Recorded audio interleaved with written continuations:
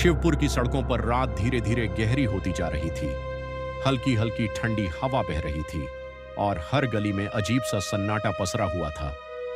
Arjun Singh station से निकलकर अब शहर के अंदर आ चुका था।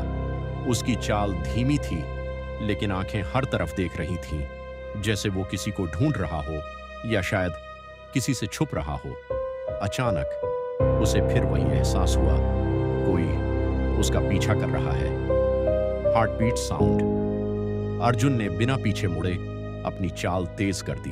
उसके कदम अब जल्दी जल्दी आगे बढ़ने लगे, लेकिन तभी एक हल्की सी आवाज आई, अर्जुन। अर्जुन एकदम रुक गया। उसका दिल तेजी से धड़कने लगा। उसने धीरे धीरे पीछे मुड़कर देखा, लेकिन वहां कोई नहीं था। सड़क बिल्कुल खाली थी, सिर्फ एक स्ट्रीट लाइट टिमटिमा रही थी। अर्जुन ने गहरी सांस ली और खुद से कहा, यह सिर्फ मेरा वहम है। लेकिन उसके चेहरे पर डर साफ दिखाई दे रहा था। उसी समय शहर के बीचों बीच एक बड़ी बिल्डिंग में विक्रम मल्होत्रा अपने ऑफिस में अकेला बैठा था। कमरे में हल्की रोशनी थी और उसके सामने रखी व्हिस्की का ग्लास आधा भरा हुआ था। उसके दिमाग में वही आवाज गूंज रही थी, 10 साल पुराना खेल अब फिर से शुरू होने वाला है। विक्रम के हाथ हल्के हल्के कांप रहे थे। उसने तुरंत अपने आदमी को फोन मिलाया। राघव, मुझे अर्जुन सिंह के बारे में हर जानकारी चाहिए, अभी के अभी। फोन के दूसरी तरफ से आवाज आई, सर, अर्जुन सिंह तो 10 साल पहले। विक्रम ने गुस्से में बात काट दी। मुझे पता है वो क्या था, मुझे ये जानना है कि वो अब क्या है। Phone cut. विक्रम की आंखों में अब गुस्सा था, लेकिन उस गुस्से के पीछे एक डर भी छुपा था। इधर अर्जुन अब एक पुराने घर के सामने खड़ा था। वो घर जो 10 साल पहले उसका हुआ करता था। दरवाजा टूटा हुआ था, दीवारों पर धूल जमी थी। अर्जुन धीरे धीरे अंदर गया। हर कदम के साथ उसकी यादें ताजा होती जा रही थीं।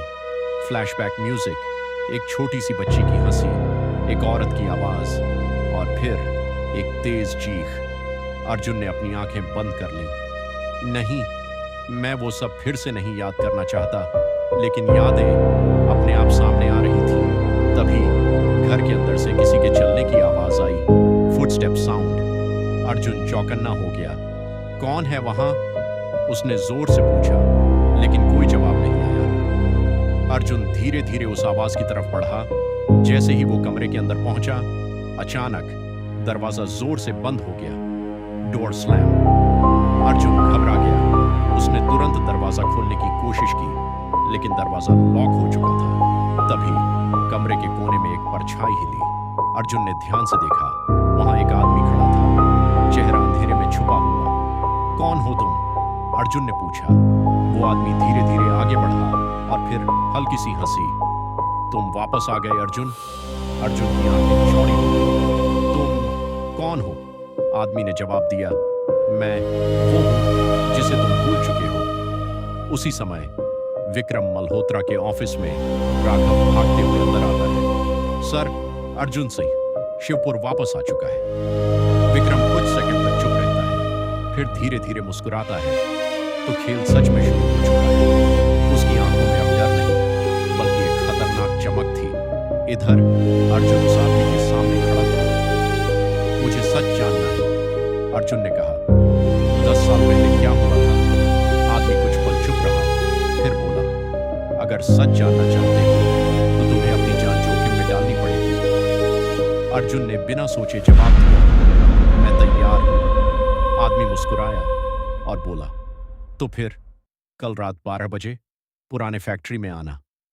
वहीं से शुरू होगा सच का सफर। अर्जुन के चेहरे पर अब डर नहीं था, सिर्फ एक जिद थी, सच जानने की। क्या है उस पुराने फैक्ट्री का राज? वो आदमी कौन था जो अर्जुन को जानता है? और विक्रम मल्होत्रा इस खेल में क्या छुपा रहा है?